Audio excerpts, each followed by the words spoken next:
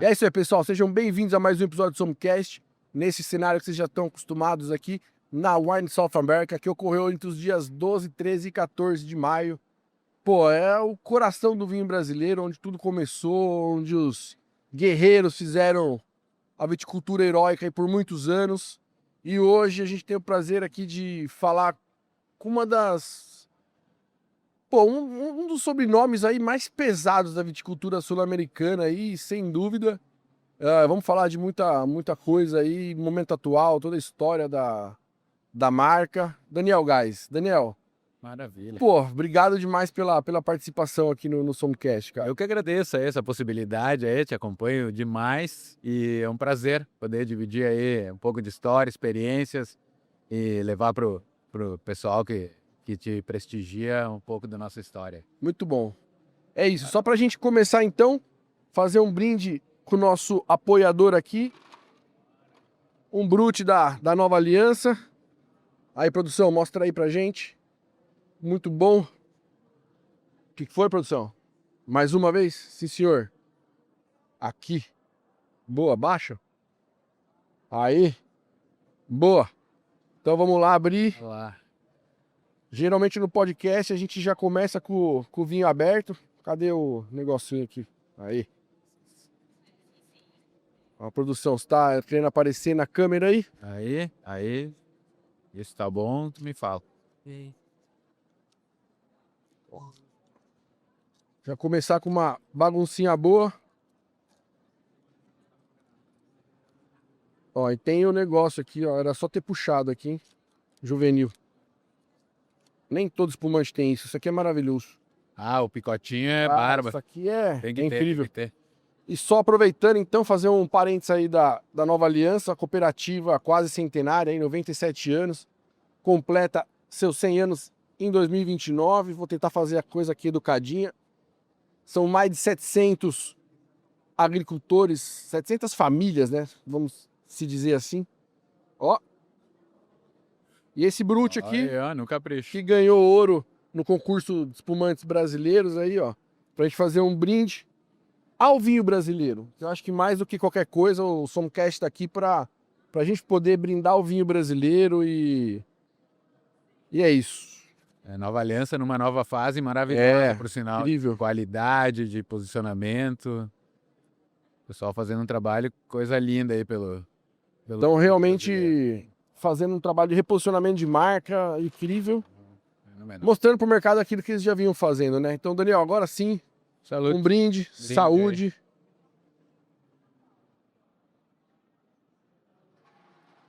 Aí eu vou começar com uma pergunta que é meio chovendo molhado, né? Porque a primeira pergunta do podcast, você deve saber, é qual que é a tua primeira memória com vinho? Puxa.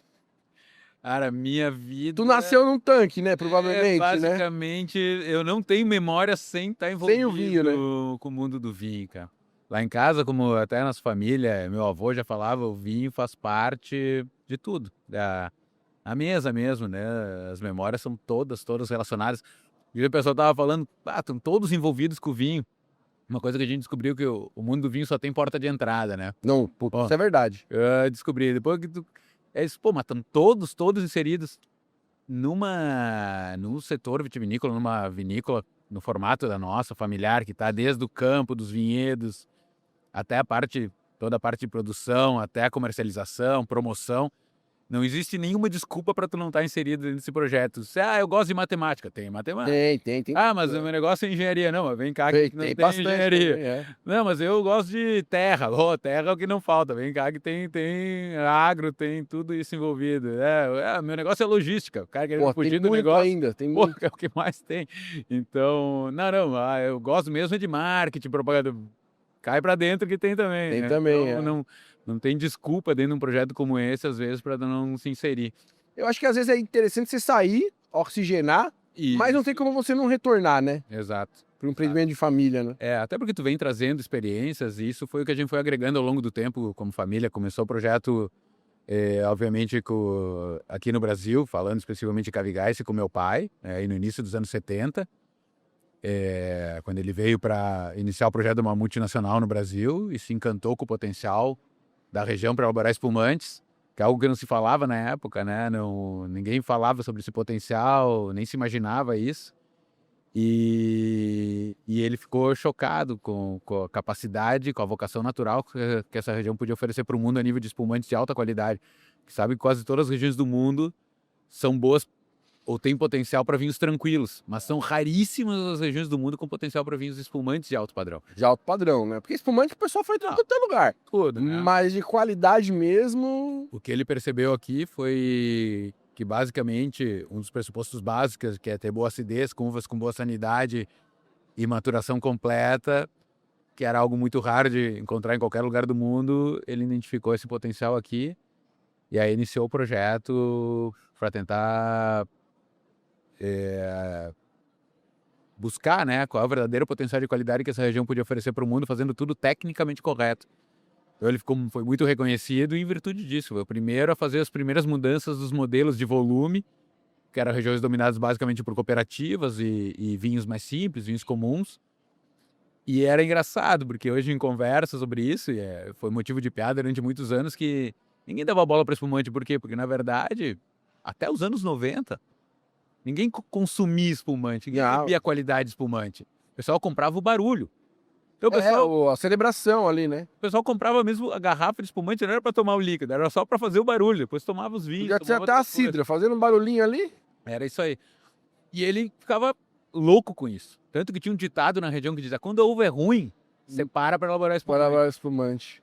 E aí ele, não, mas olha o potencial disso, olha Champagne, aqui é uma região que tem esse potencial de champanhe com algumas características até mais positivas e tal. Eu disse: não, Mário, mas não vende, isso não serve. O frescor, né? Frescor é... E ele iniciou um projeto com esse foco, com a convicção técnica de que em algum momento a cultura ia evoluir e as pessoas não se dar conta do potencial único que essa região podia oferecer a nível de espumantes. É animal. Hoje falar, depois de quase 50 anos sobre espumante, agora é fácil, é fácil, né? óbvio. Mas na década de 70 isso aí... Mas naquela época, ele plantou o primeiro vinhedo de espaldeira já de Chardonnay, pensando em espumante, né?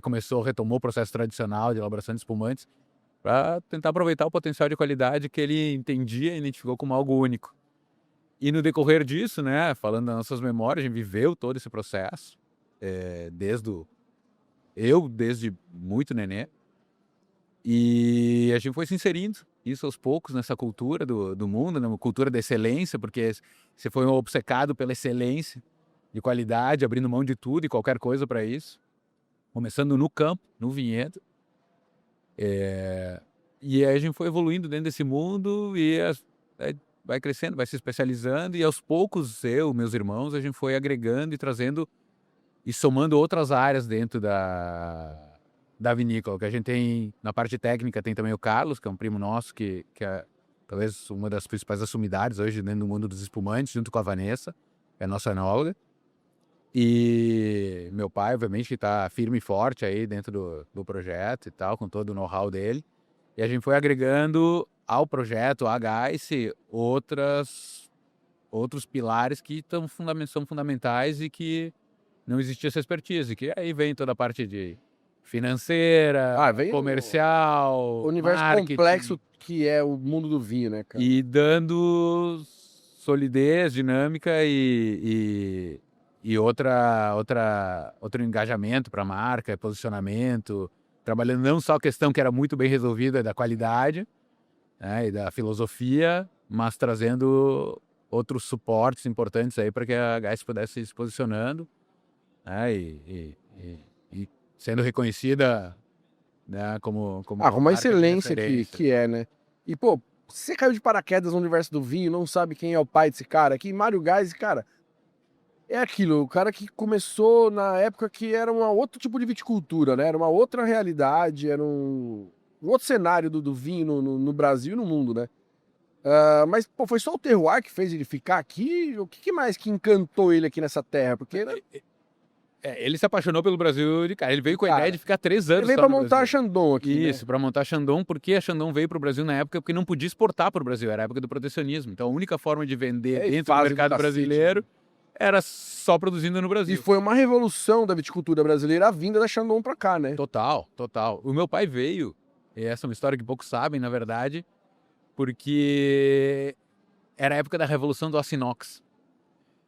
Também é outra revolução importantíssima. E a Shandong decidiu, no projeto no Brasil, testar todas as tecnologias que estavam surgindo com o desenvolvimento do aço inox. Que massa. E aí ele foi convidado e disse, bom, o único grupo com condições financeiras de investir nessas tecnologias são eles. E a forma de eu ter acesso a isso, entender o que está acontecendo e o que vai acontecer daqui para frente e qual é o tamanho dessa revolução. E foi por isso que ele veio para assumir o projeto da elaboração dos primeiros espumantes da Shandong no Brasil. Ele veio com a ideia de ficar só 3 anos, capacitar técnicos, selecionar produtores, sem pensar que era uma época que não existiam produtores de uvas viníferas à disposição, eram pouquíssimos. Uva de mesa, assim. Isso, e não existiam também as uvas adequadas para elaborar espumante de alto padrão. Mas como era um público começando a tomar espumante, não era a principal preocupação. Era produzir um produto dentro de um padrão de qualidade razoável que a região podia oferecer, também não tinha outra alternativa, né? Só produzindo aqui mesmo. E logo nos primeiros anos, no primeiro ano ele ficou impressionado com a vocação natural da região. A uva chegava conservando boa acidez, açúcar baixo e completamente madura. Isso não tem outro lugar no mundo. Isso no Chile, na Argentina, eu sei que eu não consigo. Né? Falando basicamente do terroir da América do Sul. E foi aí que ele decidiu, paralelo ao trabalho como diretor da Shandong, começar a realizar estudos de microclima e de terroir. Primeiros estudos de terroir, picareta na mão, investigando solos, para encontrar os solos que fossem adequados. Por quê? Porque ele percebeu que era uma região que sim tinha toda essa questão microclimática favorável, né? Mas que os solos eram muito complicados, porque são solos aqui mais contemporâneos, de basalto, acumulam muita água, é uma região que chove demais. Mas isso né, aquela complicada que dá um pouquinho, Isso, né? aqui são solos de origem vulcânica, basáltico, né? Solos basálticos de origem vulcânica. E nos mais contemporâneos, que é o que se usa aqui para fazer as caminhos de pedra, né? As casas de pedra, o basalto mesmo, que é o que predomina, acumula muita água. Então ele disse, não, aqui se não é no lugar, se não achar o lugar certo, essa região não é uma região que possa desenvolver com qualidade. E aí ele foi procurar os lugares mais altos e solos mais antigos, foi aí que ele foi parar em Pinto Bandeira. Pinto Bandeira. Não tinha acessos. Devia ser uma outra realidade, né? Não, foi de loucura mesmo. E aí desbravar mesmo, né? Desbravar. Ele estava sozinho, tinha tempo, né? Então o hobby dele virou esse, sozinho, perdido aqui que loucura, nesse sul aqui do Brasil. E aí foi parar lá em Pinto Bandeira. E nessa localidade onde a gente tem hoje a Gaice, foi que ele se apaixonou porque ele encontrou esse mesmo solo, só que com milhões de anos a mais, são solos da era Cretácea. Esse mesmo basalto está totalmente fragmentado. E aí que foi o primeiro arrepio que ele disse que, bom, se existir algum lugar bom no Novo Mundo para produzir uvas para espumante, é aqui. É aqui. E aí passou um outro desafio. Ele queria fazer o teste, queria fazer o investimento para tentar descobrir o potencial de qualidade, fazendo tecnicamente correto, plantando as variedades adequadas, da forma adequada. Mas ninguém vendia terras na região naquela época. Porque o avô tinha acabado de abrir isso aqui no Dente, tinha sido uma colonização de muito sacrifício. Não, é outra... E só que essa família que tinha esse terreno nessa localidade era uma família que não tinha conseguido prosperar porque a mãe não podia ter mais filhos. Então eles tinham só 2 filhos. Naquela época, uma família com 2 filhos não se desenvolvia. E meu pai percebia, né? Eles acompanhavam meu pai nessas empreitadas no meio do campo e tal, para picareta, tal, olhando solos. Achavam que, imagina, esse pessoal que estava nesses fundões de campo naquela época não conhecia nada, não via nada. Meu pai percebeu que o sonho deles era ser caminhoneiro. O sonho deles era ser caminhoneiro. E ser caminhoneiro nessa região era uma profissão aspiracional naquela época. Todo mundo que tinha um primo, um tio, um conhecido caminhoneiro era a pessoa mais esperada. Era aquele que trazia novidades, contava o que existia fora daí. Porque quem estava na roça, nessa época, não via nada. Acordava de manhã carpinto e ia dormir carpinto. Né? Galera que nasceu na geração celular, computador, esquece. E aí meu pai viu isso e disse, cara, não tenho dinheiro, né? Mas devo ter crédito.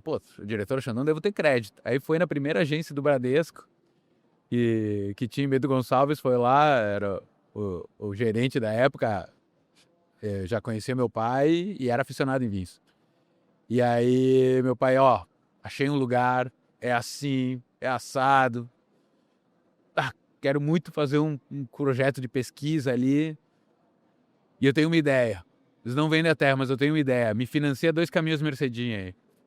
E aí ele pegou os 2 caminhões. Trocou pela terra. E foi lá convencer eles a venderem a terra. Assim que ele comprou a primeira área de terra, onde plantou, que é considerado um dos marcos da vitivinicultura brasileira na busca de qualidade dessa região, que é o primeiro vinhedo já de Chardonnay de Espaldeira. E aí foi conhecido como o vinhedo da Amadeu, porque a linha que cruzava esses vinhedos, onde foi plantado esse primeiro vinhedo, o nome da linha da estrada chamava Linha Amadeu. Massa. E é em função disso que a gente tem uma linha de espumantes que é Que é Cava Amadeu. o Cava Amadeu, é. Porque todo mundo dizia, vamos lá conhecer os vinhedos da Amadeu, vamos lá conhecer os vinhedos da Amadeu, que é onde estava localizado, que é vinhedo de Espaldeira e tal. E aí foi a primeira mudança de realidade, né? Pensar que naquela época os produtores falavam em 40, 50 mil quilos por hectare, ele chegou plantando para colher 8, 9 mil quilos por hectare. Esse louco, né? Esse louco, meu, vai morrer de fome, né? Esse cara tá fazendo, né? É. E foi aí que ele começou a produção das pequenas partidas de espumante pelo método tradicional. E como começou a Geiss, o pessoal vinha para conhecer a Chandon, que era muito moderna, tecnologias, clientes, dizia, Mário, muito legal a Chandon, mas pô, a gente sabe que tu tem um projetinho, tem o Lepito Bandeira. Eu falei, cara, não tenho nada. Tem umas fileiras de vinhedo plantado, tem um galpãozinho com umas garrafas enterradas fermentando. Pô, mas faz o seguinte, próxima safra, deixa de ser egoísta, faz umas 50 garrafas para mim. É, pessoal, cara, mais gente para dar pitaco, né, para dar opinião. Aí anotando essas encomendas, né, nas coxas, que nem se diz aqui no Sul. Porque era um hobby de um profissional, né, mas era um hobby. É um hobby total, o cara sair por aí carpindo o mato para ver o... Mas de um Porra. profissional, e na verdade ele estava pesquisando, ele estava fazendo um trabalho de pesquisa de inquieto, né? Ele é muito inquieto.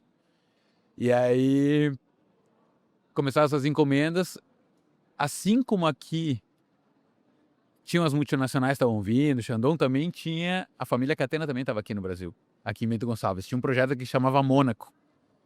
E meu pai ficou muito amigo do Catena, e que considera meu padrinho e tal.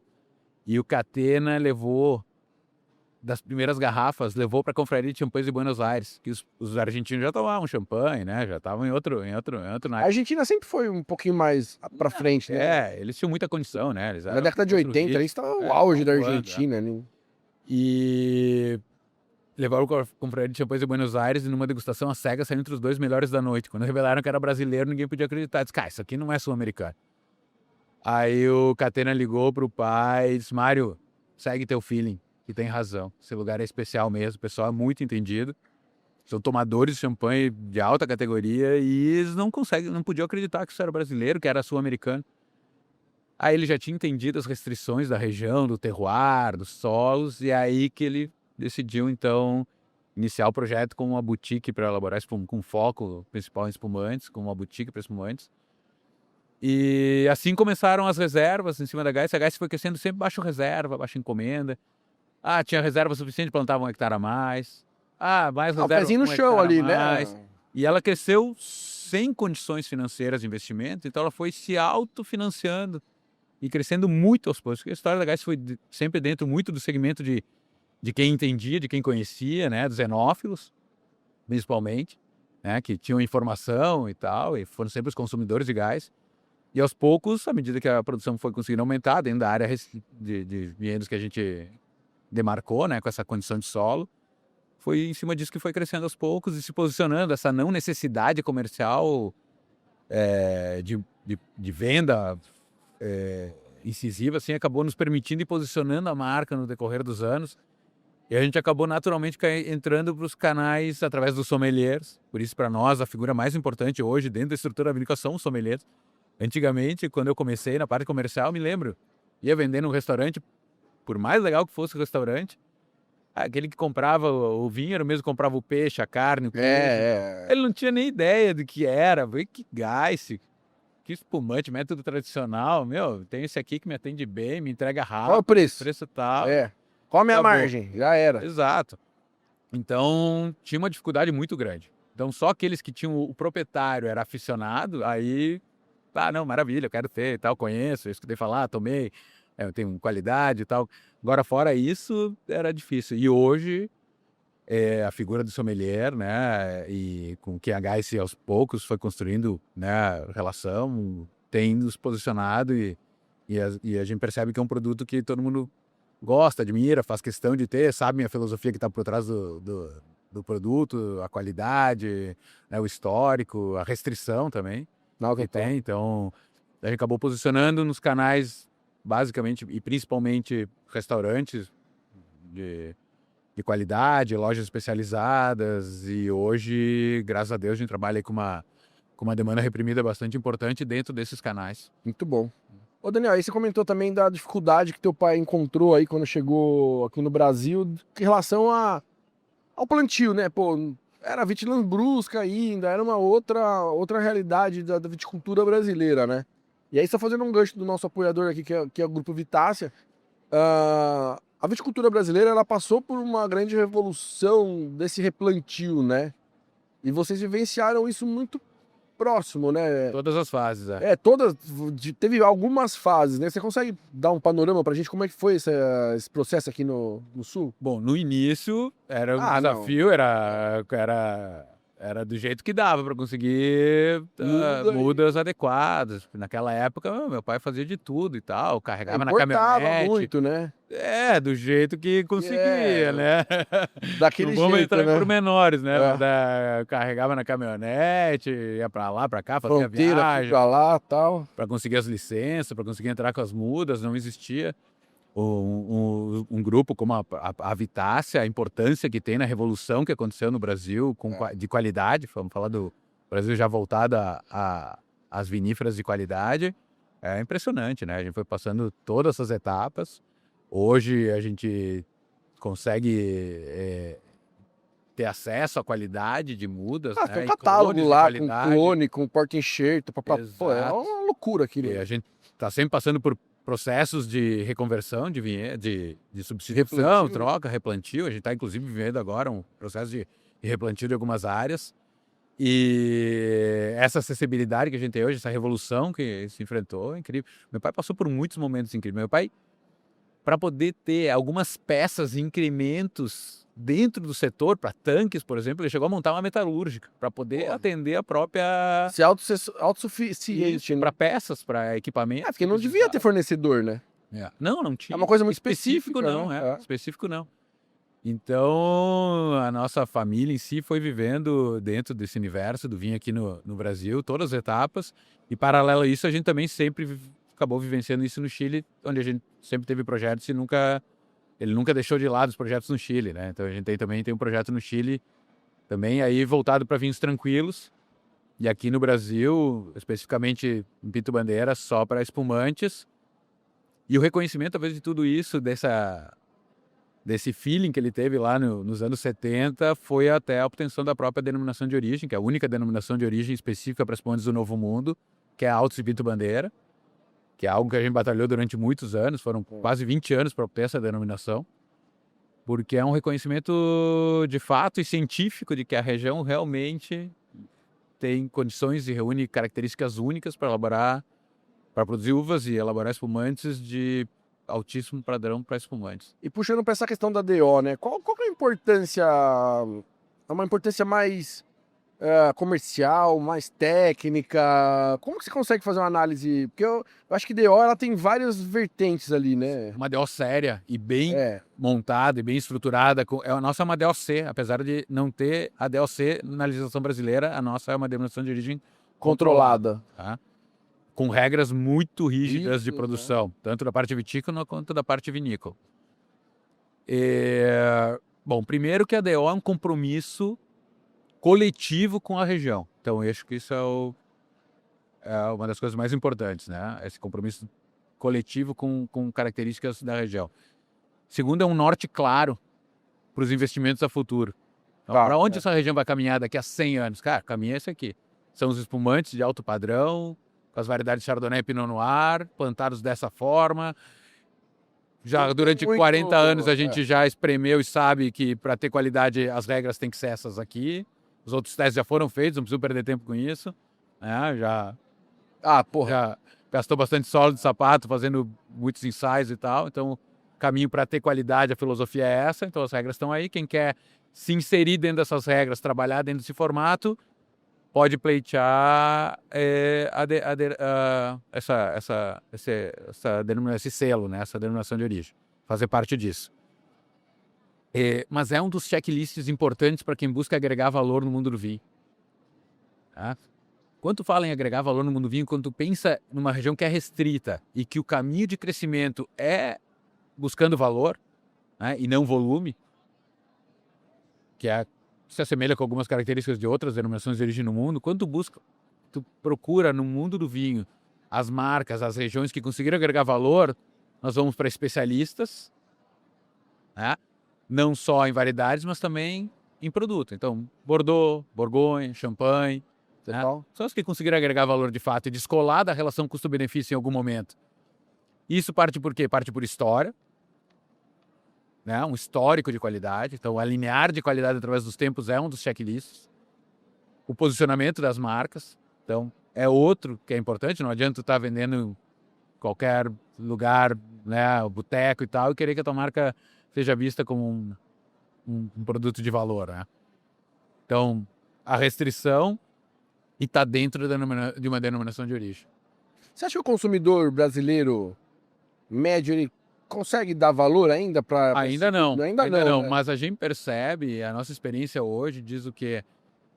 Que o brasileiro está evoluindo demais no consumo de vinho, tanto como o americano quanto com o inglês. O consumidor brasileiro de vinhos entende muito mais que o chileno, entende muito mais que o argentino, entende muito mais que o uruguai. Tá? Aqui na América do Sul, com certeza. Sem dúvida, sem dúvida. A gente não é bairrista, então Não, isso... a gente só... Por que a gente investe tanto e hoje os espumantes? A certeza, a convicção técnica que a gente tinha da qualidade singular dos espumantes dessa região é porque a gente acredita que o vinho é global. Então tu não consome um vinho brasileiro porque ele é brasileiro. Tu consome porque ele é bom, que nem música. Tu só escuta a música brasileira se ela for boa. Se ela não for boa, tu não vai ouvir, prefere outra. Então, o brasileiro não é tão nacionalista como em outros países em relação aos seus isso a produtos. gente é zero, né? Zero. Então tu tem que ter qualidade a nível internacional. Total. E é o que a gente tem com os espumantes, e é o que a gente tem também em alguns vinhos, em algumas regiões, sem dúvida nenhuma, mas com os espumantes isso já está reconhecido, consolidado. É. Por quê? Porque no caso dos vinhos tranquilos, tu vai ter muitas regiões do mundo com essa condição. Cada variedade vai entregar mais qualidade. Quando tu fala em espumantes, são raríssimos lugares do mundo. São raríssimos mesmo. Os terroirs de excelência são raros. Isso todo mundo sabe. Então, por isso que a Janssen se apaixonou pelo projeto aqui, né? O Os Clarke, Adam Strum, né? Todas essas figuras mais reconhecidas no mundo do vinho que se encantaram e posicionaram o espumante brasileiro em alta. A Janssen, em 2011, ela já colocou na lista dos 15 regiões e produtores que ela acreditavam que iam marcar o futuro mundo do vinho, um único espumante foi um Cavigás na época. Isso em 2011 ainda. E isso acabou atraindo olhares de muitos outros críticos que vieram e... O que está acontecendo naquela terra tupiniquim ali, né? E mandaram na mesma linha. O Os Clarke colocou um Cavigás entre os 4 vinhos favoritos dele. Tá? Entre todos os espumantes que ele conheceu na lista, My Favorite Wines, o Os Clarke tá lá, Cavigás, Flora. E aí acabou sendo o único produto brasileiro a entrar no Atlas do Mundo do Vinho, né? O único produto no 1001 Vinhos para se beber antes de morrer do Hugh Johnson. Né? Então o espumante brasileiro acabou tendo essa chancela por causa que esses experts do mundo reconhecem e sabem que aqui tem uma condição, uma coisa especial, singular e única. Que é muito raro de encontrar, porque o que acontece nas outras regiões do mundo para elaborar espumante? A acidez é fundamental, né? A acidez é que vai dar equilíbrio entre o álcool e o gás. Então a acidez é o pressuposto. Para chegar na acidez, você... O que tem que fazer nos outros lugares? Para ter acidez, tem que colher uva um pouco verde. Se tu colhe uva verde, tu colhe uma uva que não está completamente madura. Então tu tem uma acidez de uva verde, que é uma acidez completamente diferente de uma acidez de uva completamente madura. Uma acidez de uva madura, ela provoca salivação, ela é uma acidez gostosa, agradável, e o vinho tem estrutura, porque já toda essa maturação fenólica completa. Então são vinhos que suportam bem a guarda. Total. E uma acidez de uva verde é um vinho delgado, não tem estrutura, não tem maturação fenólica completa, e é uma acidez grosseira, astringente. Então esse é o grande diferencial. E é isso vinho mais leve, mais sem peso, sem estrutura. Então ele não fincou as raízes dele aqui de louco, né? Parecia louco nada, na época, mas não era tão louco. Era só questão de time de época, né? É isso aí. Ô, Daniel, e assim, qual você acha que é a característica que realmente faz os críticos, ou sei lá, todo mundo que realmente gosta de um bom espumante, colocar o espumante brasileiro como... essa acidez, esse frescor. Assim, o espumante brasileiro tem um frescor que dificilmente você acha em outros, né? Na verdade, aí vem uma vantagem. Tem uma família Uma coisa engraçada, tem uma família que depois que a Jancis colocou... Pô, e todas essas aproveitando, pontuações- Manda. vamos abrir esse gás aí, Ó, vai. trouxe aqui uma aí do stand aí, ó. Ó, A Gás garrafona Natura, bonita. um clássico da Gás, né? Esse é o nosso clássico. Olha, essa tampinha tá marota, né? Não, essa tampinha aí é porque eu tava aberta, hein, galera. Aí, ó. Por favor. Você pegou uma taça pra colocar água, né? É, mas eu já esvazio ela aqui. É. Eu resolvo. É que aqui a gente é meio raiz, a gente toma água na garrafinha, então... Eu servi antes. Eu esqueço que as pessoas são educadas às vezes e... Aí. Vou botar essa tampinha aqui pra não me atrapalhar.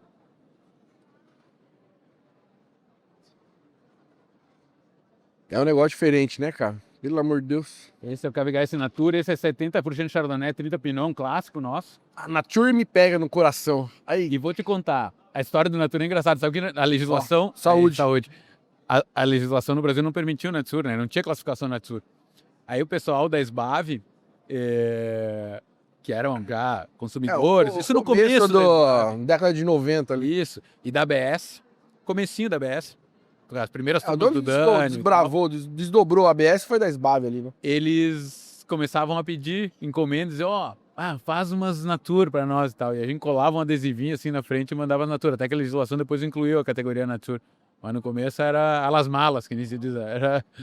O Brasil, para legislação com relação a vinho, é sempre atrasado, né? Isso, É um atrasado. mundo complexo e complexidade não calha. Agora eu com- vou te impressionar com um número. 60% das nossas vendas hoje são Natura.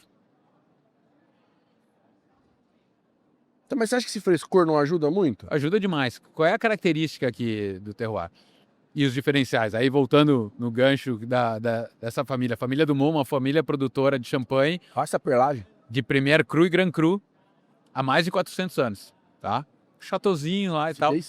E eles vieram por causa da pontuação da Jancis. A Jancis deu 17,5 sobre 20 para um espumante nosso. E aí ele entrou em contato e disse, não, cara, a família produz há quase 400 anos, ou ao redor de 400 anos, champanhe. A gente nunca passou de 16,5, 17 com ela. Não é possível Estão fazendo lá, esse né? lugar, Pinto Bandeira. E ele veio fazer uma safra aqui, o Felipe Dumont. Acho que é que nem papa lá na família deles, todo o enólogo já vira Felipe lá, a família Dumont. Aí eu veio e acabou criando uma relação muito boa com meu pai, ele adorou, se encantou com aqui, com a localidade, e convidou meu pai para fazer um champanhe a 4 mãos. Então teve um Gás Felipe Dumont, Que legal. durante alguns anos, foram produzidos alguns Tem anos ainda alguma seguidos. coisa guardada? Tem, né? tem, né? tem. E foi um projeto muito legal.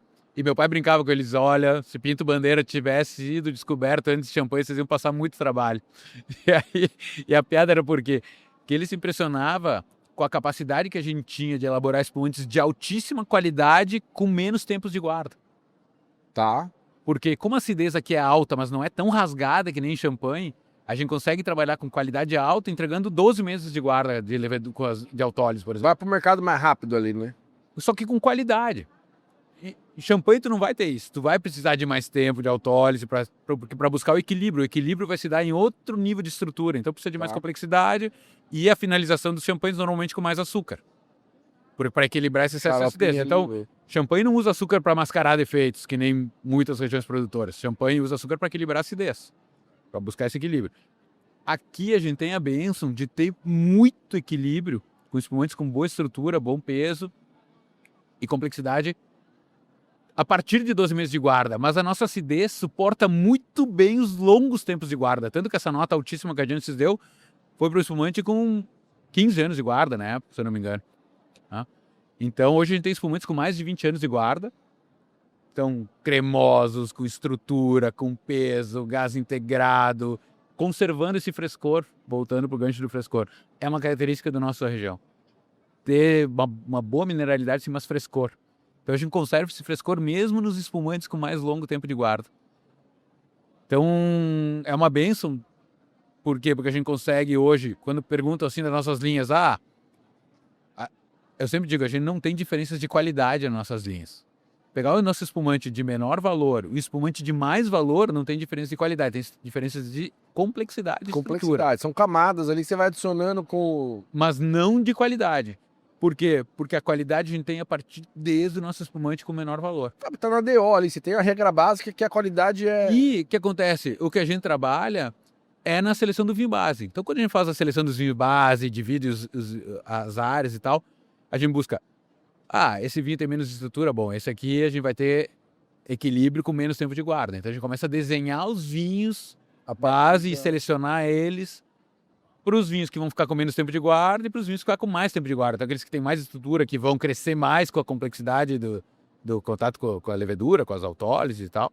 Esse a gente vai ter os vinhos com mais estrutura. Então, a gente consegue entregar muita qualidade. Isso é fenomenal, porque a gente consegue acessar um público que, em alguns momentos, não está disposto a investir tanto no produto, mas quer qualidade. Então, a relação com a marca, e eu acho que esse talvez seja a nossa grande fortaleza, a relação dos consumidores com a marca hoje é sempre dentro de um padrão de qualidade alto, que é o que a nossa região pode entregar. E isso é da vocação natural nossa. A linha de entrada de vocês é Amadeu hoje? É Amadeu. É Amadeu, né? Que mais você tem em camadas aí pra... A gente tem linha Café Amadeu, né, que parte de mínimo 12 meses de autólise, né, de guarda, que é uma linha bem completa. Aí a gente tem a linha Victoria Geiss, que é uma distribuição exclusiva para as lojas da Gran Cru, que é uma linha toda extra brute. Então é um blend diferente, aí a gente parte de 12, 24, 36 e 48 meses de guarda. Aí a gente tem a linha Cavigaice, Conceito, que é o rótulo preto esse, que é no mínimo 24 meses de guarda. Varia de safra para safra ali ou... Os blends, sim, pode variar um pouco, mas estão dentro já de um... Como a gente trabalha com esses vinhedos próprios, são cartas marcadas, né? Tá tudo meio organizado ali. E aí dentro da linha Cavigaice, então a gente tem os Premium, que é o Blanc de Blanc, Blanc de Noir, que são a escolha dos melhores vinhos bases da safra. E aí vão dar origem à linha Premium. A linha Terroir, que é de um vinhedo específico. Esse não sai todo ano, né? Anos onde o painel de degustação identifica ele como o melhor de todos e tal. Aí sai a linha Terroir. E aí depois a gente tem as Magnums com mais longos tempos de guarda.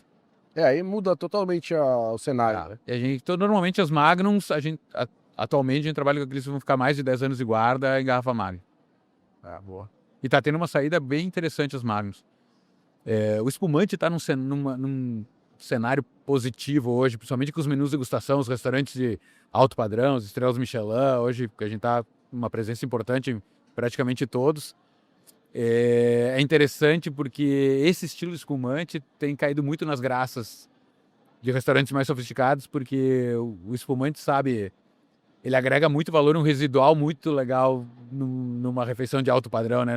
Bom demais. Porque a melhor parte de uma refeição sempre é a primeira garfada, né? Então as papilas gustativas não estavam preparadas para receber aquele sabor, o impacto de sabor. Punch é mais... Isso.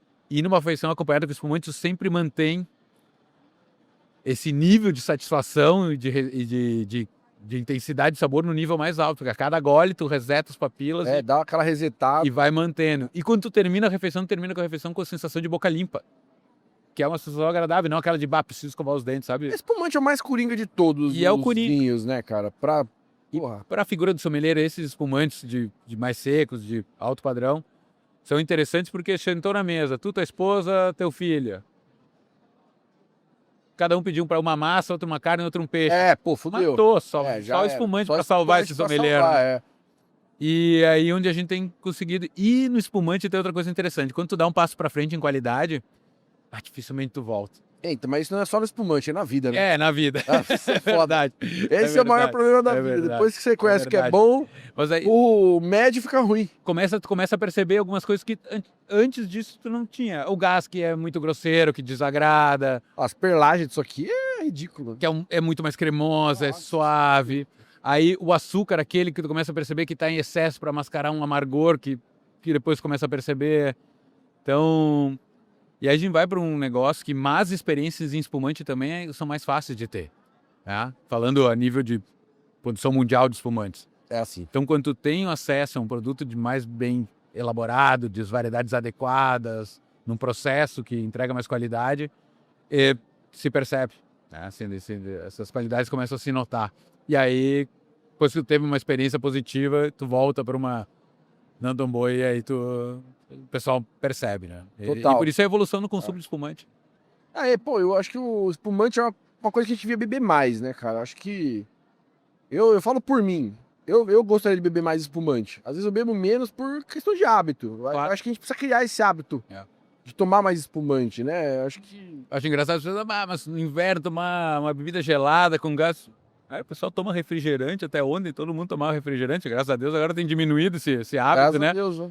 Mas aí tudo certo. Pô, mas tomar um espumante, que é um negócio... Eu falo que chega mais perto de uma cerveja, de refrescância, de ter o gás Sem ali, é o dúvida. espumante, cara. Claro, sem dúvida. Sem dúvida. Eu acho que a porta de entrada maravilhosa para o universo do vinho tá aí. É. Seja com espumante, com moscatel, que tem a questão mais adocicada do paladar do brasileiro. É O moscato, isso de ser adocicado, assim, quando falam, o moscato, que a gente não é obviamente não é uma linha nossa, não é algum produto que a gente trabalha, a gente tem um Demi moscato na linha Cava Madeu, que é espetacular, e ele é método tradicional, e é elaborado com moscato de Hamburgo, é bem interessante, ele tem 1/3, 1/4 do açúcar da maioria Mas dos é lá? moscatéis.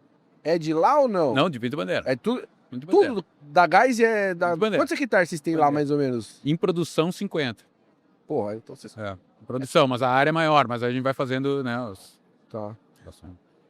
Então, que dá a condição nossa de produção. Ó, hoje, basicamente é tudo de vocês lá. né? Sim. Então, o moscato, sempre diz, o moscatel, tem gente que torce o nariz, né? Os mais aficionados de vídeos dizem, moscatel, mas pensa nele. Talvez não como um vinho, já que não agrada tanto a alguns pensar nele como vinho. Pensa como um drink perfeito, um drink natural, né? Tu não precisa colocar gelo, tu não sabe que água é, tu não precisa colocar açúcar. Ele é naturalmente um drink perfeito. Um drink, é. O moscatel, ele é eu acho que pro gosto do brasileiro é o match perfeito, assim, né? Funciona bem. Aquela E é uma ideia- entrada, né? Também. Depois vai evoluindo dentro disso. Não, Tem isso. momentos de consumo diferentes. Entra pro nosso mundo, É. depois você vai. Às vezes nem é uma evolução, é momentos de consumo, né? Também. Dentro das nossas linhas, todo mundo pergunta qual é o preferido. Oscilei tanto já. Já variei, já tive anos, era depois o É Blanc fase, de é Noir, fase, depois é o fase, Blanc é. de Blanc, outras horas mais seco, outras horas nem tanto. Os mais evoluídos, às vezes não. Minha esposa usa de exemplo. Minha esposa diz, cara, Line, né? Pode escolher o que tu quiser. Ela é Cave Amadeu Rosé, acho que é um 100% Pinot. Era o frescor, é o que encanta ela e pode oferecer qualquer outra coisa. Dos mais caros, não, é o que ela escolhe. Já tá feliz ali com... Porque é o que agrada de fato, porque tem qualidade de fato, mas essa estrutura, esse peso a mais em alguns, essa complexidade a mais. Pra esses sommeliers aí ficam falando que o vinho perfeito não é o vinho que você gosta. É o isso vinho que aí. você gosta e vai cagar no mato, pelo amor de Deus. É isso aí mesmo. Não tem essa, não. Vinho é o que tu gosta. Daniel, e aí puxando um pouco pro nosso outro apoiador aqui, qual a importância do enoturismo hoje ali para a região de vocês, né? A Wine Locals faz um projeto muito incrível de curadoria de experiências, muito nasceu aqui na região, mas hoje já está a nível Brasil, Uruguai.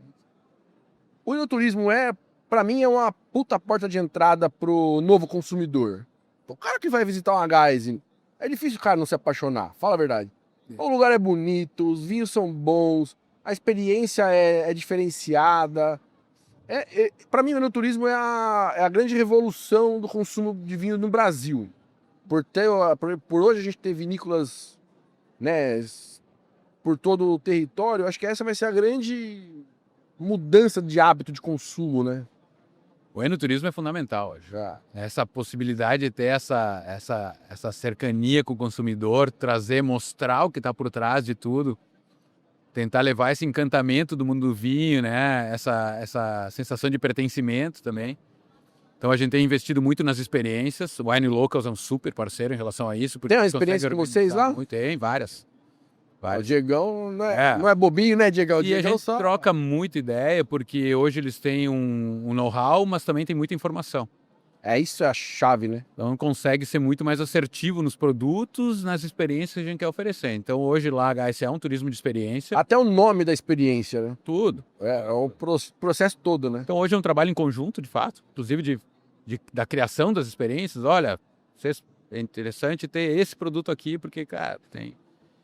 E então, para a Gás, o enoturismo hoje é um dos produtos importantes dentro da Gás. A gente recebe um público muito especial, né, aficionado, que vão em função da marca, então tem desenvolvido a região como um todo.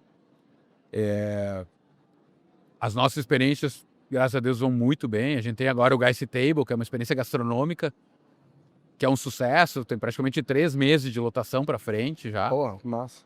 O Terroir Experience, que é um produto super especial, que é um passeio num 4x4, uma imersão no terroir, nos vinhedos, com paradas para degustação, em lugares Se especiais. cidadão não gostar de vinho depois disso aí, não gosta mais. E traz muito encantamento, que traz também um nozinho de memória em quem faz isso, que chega lá na Gás achando, pô, a Gás, produtor espumante tradicional e tal, vou ter uma visita, né, daquelas Então, padrões. tem que fugir disso, né? Aí quando vê, entra dentro de um carrinho, vai para dentro da mata, picada, percorre a picada dos primeiros imigrantes, as picadas que eles abriram, né, no meio da Mata Virgem, lá 150 anos atrás, então tem um pouco essa imersão. Aí tem paradas para degustação em lugares escondidos. É um outro envolvimento com o projeto e que cria um nó de memória interessante. Aí tem o próprio Open Lounge, que foram um dos primeiros a trabalhar essa parte de poder contemplar e desfrutar do ambiente né, que compõe todo o território da vinícola. Então é um lugar mais democrático, com serviço de todos os pontos em taça, aí é focado em finger foods. Então o pessoal pode passar a tarde, realmente passa a tarde inteira curtindo. Mais leve, mais leve. Mais leve. Tem as visitas guiadas para entender do processo, e aí onde a gente sai com o pessoal que faz essa visita, é interessante que eles saem com a cultura de elaboração de espumante pelo método tradicional. Então é aquele que vai sentar na mesa com os amigos e dizer, sabe como faz isso aqui? Isso aqui é elaborado assim, assado, o trabalho é esse. São É o trabalho meses, do cacete, velho. É de garrafa de mão em mão. É girando ali o negócio. Isso, é trabalho artesanal. Esse, então, é o que sai com toda essa experiência e com a cultura. Então, o que a gente busca nas experiências hoje é que tem a parte da diversão, do pertencimento, da emoção e da cultura. Tem que sair com a cultura do lugar, da região, do processo. Então, de certa forma, começa a ganhar embaixadores, né? Porque a gente tem muito para mostrar.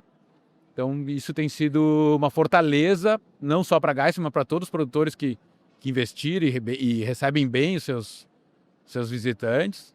Tem sido uma fortaleza para todos, sem dúvida nenhuma. Muito bom. Pô, teu pai tem uma... Tá aí mudando de assunto, aí vem uma coisa na minha cabeça. Teu pai tem ideia do que ele fez pelo mundo do vinho? Tem, mas ele é bem humilde. Assim, tem até uma matéria que fizeram o homem que engarrafou a humildade, porque ele é bem simples. Às vezes é engraçado que vem algumas pessoas do mundo vinho e tal, vem achando que vão encontrar Mário Geiss e isso é uma figura assim. Chega lá, tá andando de crocs no meio do vinhedo, de bermudinhas. Esse cara aí.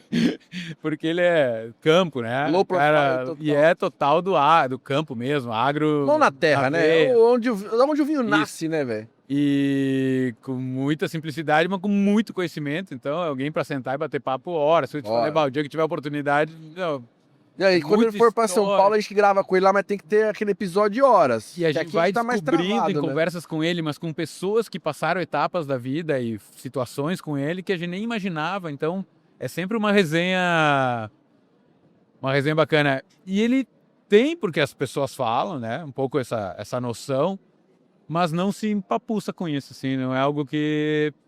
Até porque ele nunca entendeu o dia a dia dele como trabalho, assim. Ele gosta demais, ele é muito apaixonado. Então ele ganhou vários reconhecimentos ao longo de toda essa trajetória dele, tanto no Chile quanto no Brasil. No Chile, assim como ele descobriu o Pinto Bandeira, ele é conhecido como farejador de terroirs no Chile, porque ele também... Os principais terroirs hoje dentro do Vale de Colchagua foi ele também, um dos pioneiros. Quer fazer um parênteses aí do Chile ali? O Chile é um país que a gente tem investimentos também, nunca deixou de ter. Meu pai sempre investiu em terras lá no Chile, que ele considerava lugares especiais. E uma das descobertas dele, que elaborou um dos primeiros vinhos dessa região, e só tem 3 ou 4 produtores que podem ter vinhos dessa região, que é Paredones. Paredones é uma DO que está próximo ao Oceano Pacífico.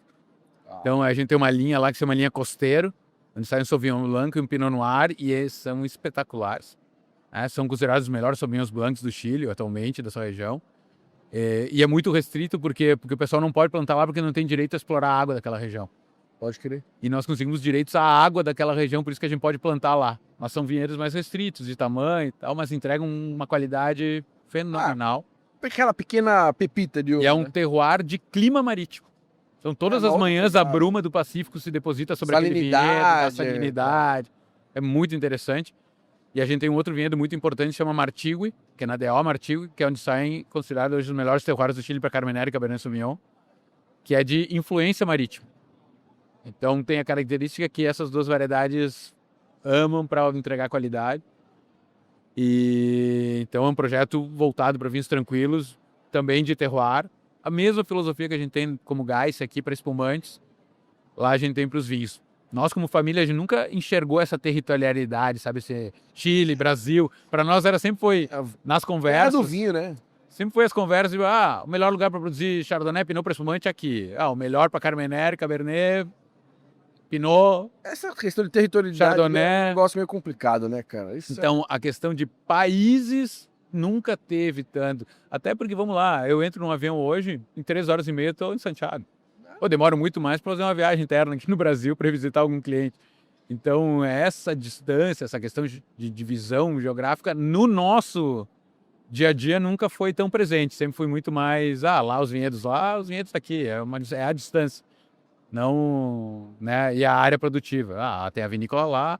E a gente consegue hoje também fazer toda a administração da vinícola do Chile aqui do Brasil. Né? Então tem uma equipe muito boa lá. A gente se divide, os irmãos aqui e lá. E meu pai também, o tempo dele. E consegue trocar os dois projetos como se fosse, né, como se estivessem juntos praticamente. E qual que é a dificuldade hoje de... Não digo nem dificuldade, mas como que vocês fazem para manter essa característica daquilo que teu pai construiu, né? Como manter essa identidade, né? Como não perder isso ao longo dos anos, né? Porque deve ter um processo criado, né? Sim, internamente a gente tem isso já bem Delineado. bem delineado, né? As funções de cada um para que todos somem ao projeto. Mas a filosofia de trabalho, de restrição, de não querer abraçar o mundo e crescer para atender demanda, porque o alicerce principal da marca é a qualidade e é o estilo próprio, a singularidade. E isso só te dá trabalhando o teu próprio terroir. Se tu começa a atender demanda, começa a comprar uva de lá, de acolá, de outra região e tal, naturalmente tu vai perdendo estilo e tu vai atendendo demanda, mas aí tu deixa de ter estilo próprio. Aí qual é a diferença real do teu produto em relação ao do outro? Vira um produtor. commodity, né? Vira um vinho de E gôndola, o né? Brasil tem que ter cuidado, porque crescer no Brasil em volume é fácil. Né? A demanda está aí, a demanda existe. As grandes redes estão aí. Uma marca forte como a Gás. Claro, então, hoje porra.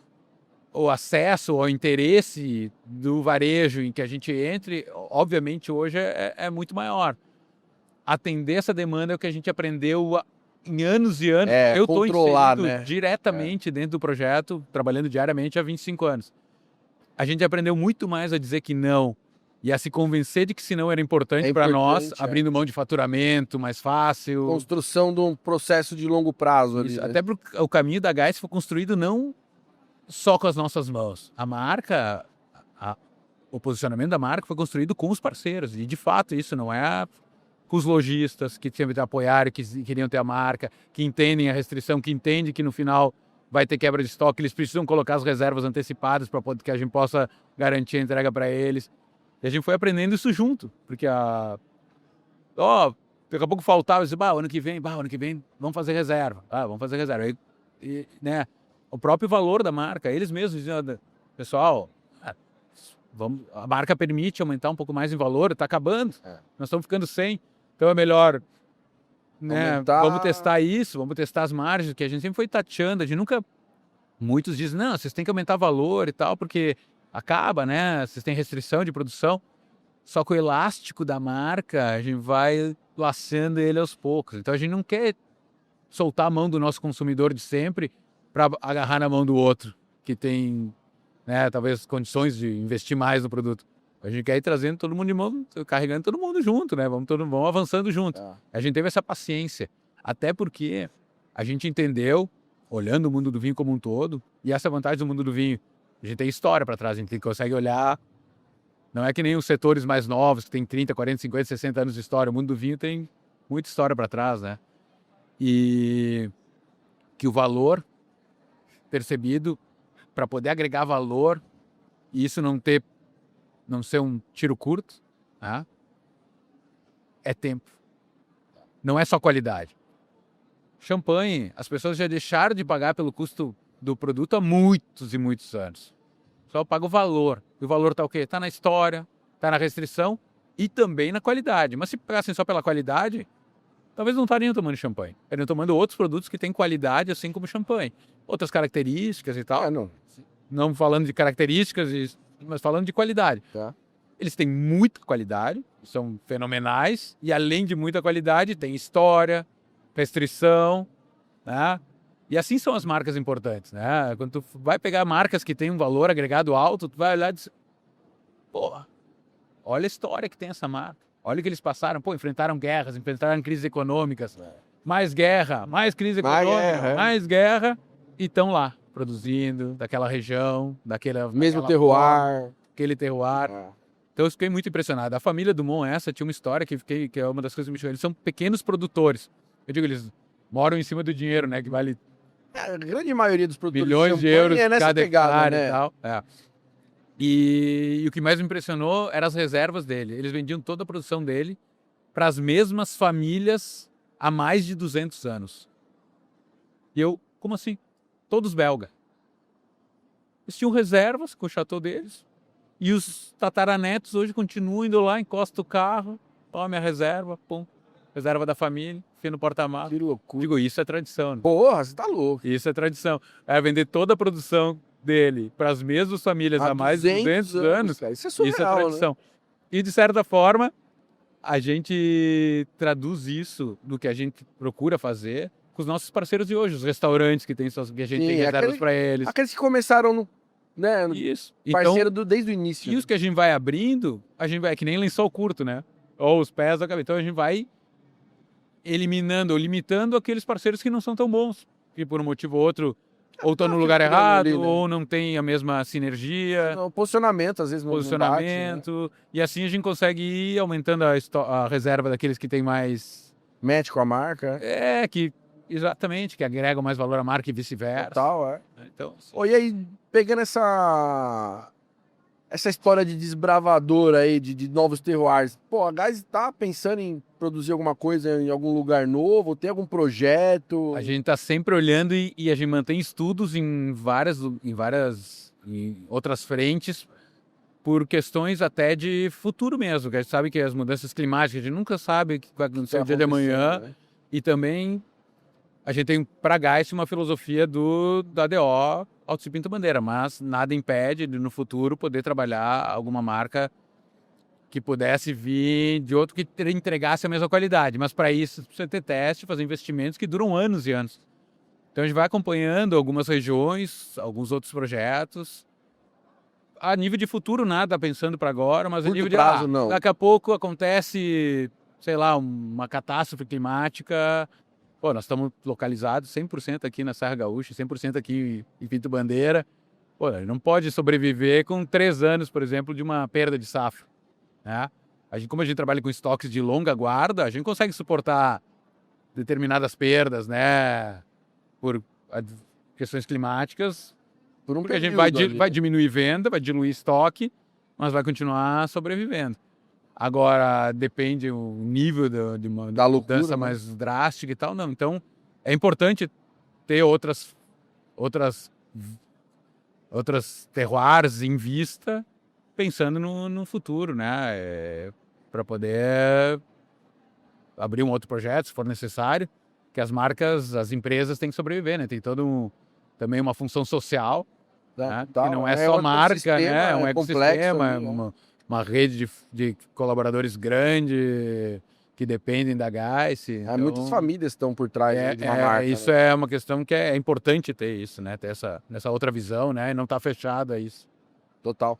Ô Daniel, e aí, puxando pro teu lado pessoal, tu não bebe espumante o tempo inteiro, né? O que você gosta de tomar, cara, na tua casa, quando você tá mais tranquila? Bebo de tudo, cara. Bebo bastante, até cachaça. Vai cachaça também. É uma cachaçinha boa, de qualidade, vai também. As grapinhas, pô, ali na região que vocês têm umas grapas boas, hein? Bem boas, excelentes. Mas de estilo, assim, não marca. Mas, pô, tô mais num tinto leve. Borgonha, gosto bobinho, né? Bastante. Chablis também, Chablis de qualidade, a gente gosta bastante. Champanhe. Alguns champanhes são muito... Dentro das cavas, não cavas, né? Mas dentro dos espanhóis, tem alguns produtores que a gente admira e gosta muito. Gramona, é um produtor que a gente admira, o trabalho que ele faz, muito. Várias coisas interessantes, projetos interessantes deles. Mas... E tintos, bom, tinto a gente é infiel por natureza, né? Com certeza, né? Sabe que as bebidas com gás fidelizam muito mais. Então a gente é muito... Quando tem a marca que tu gosta, até água com gás, ou até aquela marca que tu gosta, tu não vai ficar fazendo teste, tu vai tomar aquela. Isso acontece até com refrigerante, que ele toma refrigerante, tu vê, senão não vendia Pepsi, né? Só vendia Coca-Cola, só vendia Pepsi. Total. Agora, a gente é mais fiel às marcas com gás. Tem algumas coisas que o pessoal fala em função disso. Forma como o gás se comporta na boca. E é muito mais difícil se adaptar com uma bebida com gás do que uma bebida tranquila. Já no caso dos vinhos, a gente é infiel. A gente quer o quê? A gente quer ter conhecimento, a gente quer desbravar. Bebidas com gás, se tu não gosta de uma, dificilmente tu vai dar uma segunda chance para ela. Tomou um espumante que não te agradou, tá descartado. Dificilmente tu vai tomar ele de novo. Agora, um vinho, determinada safra não gostou... Dificilmente você vai pra segunda taça, né? Dificilmente. Agora, um vinho, daqui a pouco tu dá uma outra chance. Tu quer ver como é que tava a outra safra. Senão tu vai tomar alguns franceses que são horríveis. Tu diz, nunca mais vou tomar um francês dessa região. Mentira, tem um ano ruim, era horrível. Um ano bom é um negócio espetacular, formidável. E então, na questão dos vinhos, a minha adega, pelo menos, é muito diversificada. Toma vinho de todo que é lugar. A melhor invenção é o Coravinho, né? Vai lá, dá uma... Fazendo uma propaganda aí para os nossos amigos do Coravinho, mas é incrível. É fenomenal para... Você quer tomar só uma taça. Isso. Marca bem a garrafa, só para não se perder depois, mas isso vai te dando uma dinâmica de consumo, degustar. Às vezes tu quer só aquela tacinha para sentar para um momento de relax. Total. Eu digo, aqueles que investem em adegas, vinhos caríssimos e tal, fundamental para poder curtir essa adega, senão... Quero ficar só namorando a vitrine, não... Nossa, tá louco, pelo amor de Deus. Tem que abrir nunca acha o momento certo, tem que abrir garrafa. Tem que abrir garrafa. Vinho bom é vinho na taça. Isso. Ô, Daniel, eu vou pedir uma gentileza pra você colocar um pouquinho aqui. Bora. Vou fazer uma pergunta derradeira aqui.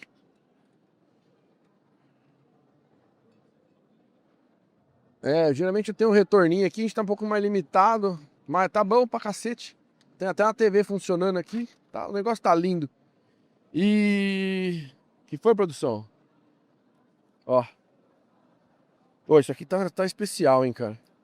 Legal. Tá especial. E se pudesse deixar uma mensagem aí pro universo do vinho brasileiro hoje, mas pra quem tá com a mão na massa, quem tá produzindo, o que você...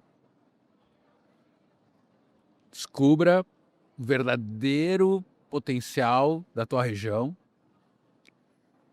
Não tenha medo de ser especialista naquilo que faz. Por favor, ouça o que tá falando. Não tenha medo de ser especialista. Aqui a gente tem uma cultura, ainda em função da época do protecionismo, que a gente se dedicou a fazer demais, muita coisa, e a gente não focou naquilo que a gente realmente tinha condições de fazer com mais qualidade. Então, independente, não falar de variedades específicas, mas dessa região, identificar qual é a vocação real da tua região, para extrair o máximo de qualidade e ser o especialista daquela variedade ou daquele produto dentro do estilo da tua qualidade. Eu acho que é isso que falta, é o que a gente tem que aprender muito com o velho mundo.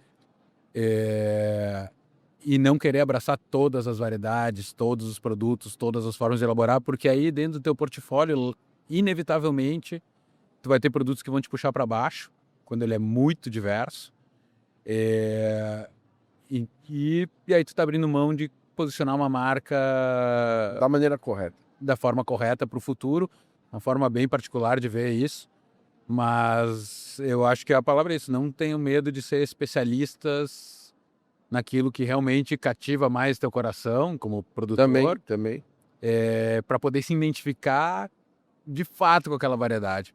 Porque quando perguntam para nós qual é a paixão de vocês, para nós é fácil, Chardonnay e Pinot Noir. Se a gente fizesse de tudo, provavelmente a gente ia dizer uva. Total. Né?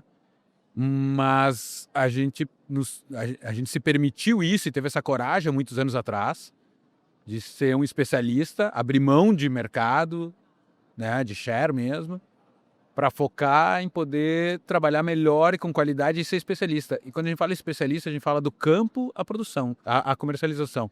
Então, quando tu é um especialista, Hoje o pessoal do campo que trabalha nos nossos vinhedos, eles são especialistas em Chardonnay e Pinot. Eles dominam tudo sobre essas variedades. Eles sabem o que está acontecendo no vinhedo, tudo, tudo. Quando o pessoal do campo joga a bola para a vinícola, a mesma coisa. Lá dentro, tá todo mundo especialista nessas variedades, na vinificação para espumantes. Então tá todo mundo focado nisso. Quando tu vai pro lado de marketing e comercial, é a mesma coisa. Começa a especializar em canais de venda, aonde vender, em que época vender, para que países é interessante, né? Porque tu vai se virando especialista naquele produto. Eu acredito que isso, inicialmente, parece abrir mão de faturamento, mas no médio e longo prazo pode te gerar melhores resultados. Tem alguns exemplos no mundo em relação a isso. Eu sempre uso muito a Whispering Angel, que focou em um rosé, especialista em um rosé, e é um sucesso de mercado. E diz, pô, o cara só tem um produto, uma garrafa, um rosé, e é um case, né?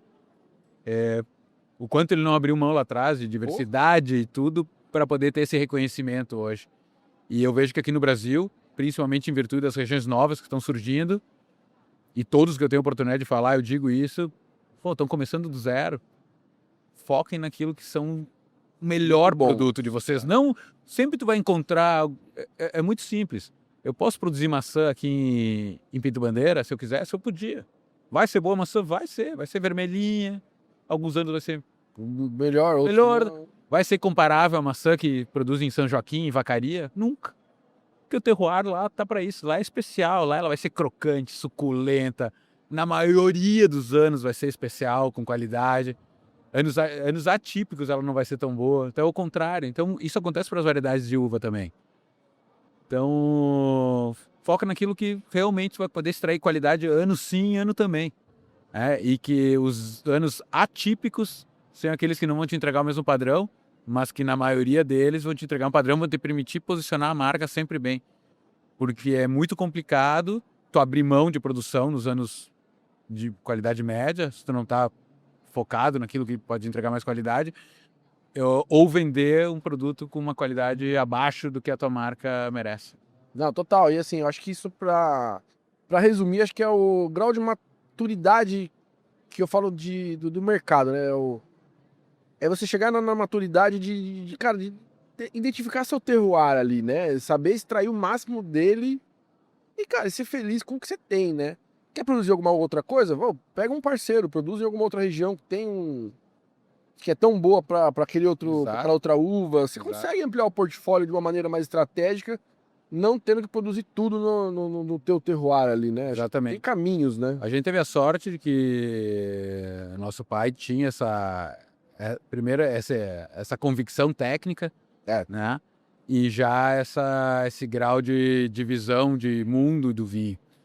Então a gente não se deixou levar pelas demandas iniciais de mercados, que claro que quando se falava em consumo de espumante era tão ridiculamente baixo, você fica, cara, não vou focar justamente naquilo que não vende nada, né? Mas aí a convicção dele de que aquilo era um produto realmente especial e de alta qualidade que aquela nossa região podia entregar, fez a gente ter o hiperfoco, assim, digamos. Isso é muito raro, né?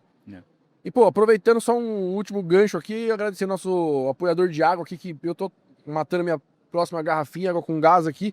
Estoque d'água, que faz águas personalizadas para o universo do business aí, né? Pra B2B.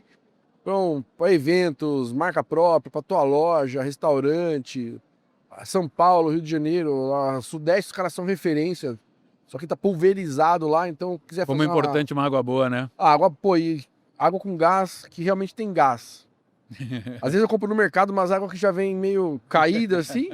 E é que tá na produtora lá, tá acho que uns 3, 4 meses lá e, cara, tá perfeito, assim, o gás incrível. São águas premium, né?